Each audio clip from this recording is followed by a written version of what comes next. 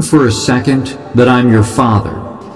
I know that may bring up all sorts of awkward and unpleasant connotations, but stay with me here. And until we're done, just call me Dad. Now let's pretend that we're having one of those intimate heart-to-heart conversations that we all ideally imagine having with our fathers, and share with you in all of my fatherly wisdom the 3 most important life skills that no one has ever told you before. First important life skill: how to stop taking things personally. An unfortunate side effect of our consciousness residing in our brains is that everything we experience in our lives involves us somehow. The car in traffic today cut you off. The cable news show you saw last night pissed you off. Your company's massive growth this year gave you more money. As a result, we tend to have an inherent bias towards assuming that pretty much everything that happens to us is actually about us. Just because you experience something, just because something causes you to feel a certain way, just because you care about something, doesn't mean it's about you. This is hard to remember, and not just because we're so embedded in our brains and our own bodies, but because making everything about us, in certain ways, feels good for short periods of time. But the price you pay for making those good experiences about you is that you must also make the bad experiences about you. You must interpret all of the bad things in your life to be about you as well. And as a result, you place yourself onto a self-esteem roller coaster, where your self-worth bobs up and down, experiencing dizzying highs and crashing lows with the merciless tides of whatever it happens to be going on at the time. When things are good, you are the God's gift to the earth, who deserves to be recognized and applauded at every turn. When things are bad, you are the self-righteous victim who has been wronged and deserves better. When people criticize you or reject you, it likely has way more to do with them, their values, their priorities, their life situation, than it does with you. When something you do fails, it doesn't mean you are a failure as a person. It simply means you are a person who happens to fail sometimes. When something tragic happens and you become horribly hurt, as much as your pain has you absolutely convinced that this must be about you, remember that hardship is part of choosing to live, that the tragedy of death is what gives meaning to life, and that pain has no prejudice. It afflicts us all. Deserving or not deserving isn't part of the equation. Second important life skill: how to be persuaded and change your mind. Most people, when their beliefs are challenged, hold on to them as though they are a life vest on a sinking ship. The problem is that oftentimes their beliefs are the sinking ship. For most of us, most of the time, our beliefs are not simply ideas that we hold to be true, but they make up key components of our identity.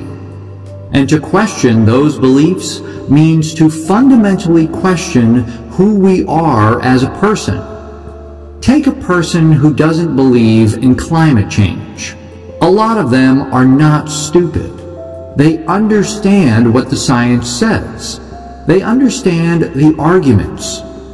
The problem is that somewhere along the way, they decided that not only was climate change something they believed was fake, but climate change denial also represented who they were as a person. And once they enter that territory, you're almost never going to fish them out. But this attachment to our beliefs doesn't just afflict science and politics. I've seen it affect most people's daily lives as well. Take dating. I've seen men who still held on to beliefs about themselves that they formed in high school. That women aren't interested in nerds. That they need to have a bunch of money or a sweet-ass car to be loved. Maybe these beliefs served them and explained their lives when they were 16, but at 32, these same beliefs and assumptions were wrecking their dating life. You're going to be wrong a lot in life. And in many ways, your ability to succeed and learn over the long term is directly proportional to your ability to change what you believe in response to your ignorance and mistakes. You may be asking, how do I do this? There is no how. It's all in your head. There is literally nothing to do here other than mentally try on new perspectives and ask yourself, what if thing that is opposite of my assumption were true about me? What would that mean? And then psychically traverse the answer. This will be scary at first.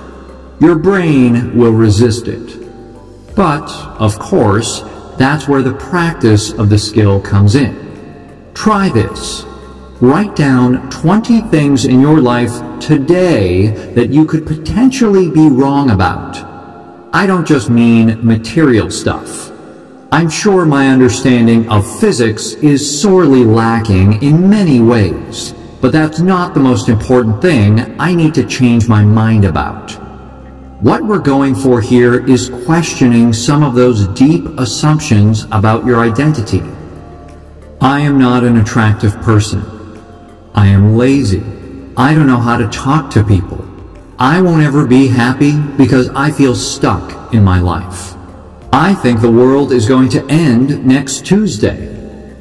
The more emotionally charged the assumption, the more important it is to write it down and challenge it. Then, after you've gotten 20, go through and write down what it would mean in your life if it were wrong. This will feel scary at first. A lot of your assumptions you won't want to question. But think of it this way. How confident can you be in your own beliefs if you've never challenged them? If you've never seen the other side? What we want to develop is that ability to see that other side. Third important life skill. How to act without knowing the result. Throughout most of our lives, almost everything has a clear result attached to it. In school, you write your term paper because that's what your teacher told you to do. At home, you clean your room because that's what your parents reward you for. At work, you do what your boss says because that gets you paid. There's no uncertainty. You just act. Teacher wants a paper, so you write it. Mom wants a clean room, so you clean it. But most of life doesn't work this way. When you decide to change careers, there's no one there telling you which career is right for you. When you decide to commit to someone, there's no one telling you this relationship is going to make you happy. When you decide to start a business or move to a new country, there's no way of knowing for certain if what you're doing is right or not.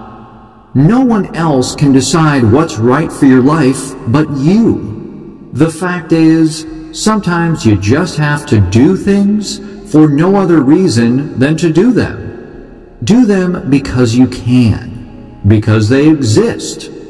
As George Mallory said when asked why he wanted to climb Mount Everest, because it's there. Add some chaos to your life. A certain amount is healthy.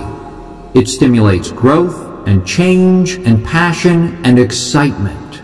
Developing the ability to simply do things for no other reason than curiosity or interest or hell, even boredom, the ability to do things with no expectation for result or accolade or productivity or fanfare will train you to better make these big, ambiguous life decisions. It will train you to simply start on something without knowing where in the hell it's going. And while this will result in 1,000 tiny failures, it will also likely result in your life's biggest successes.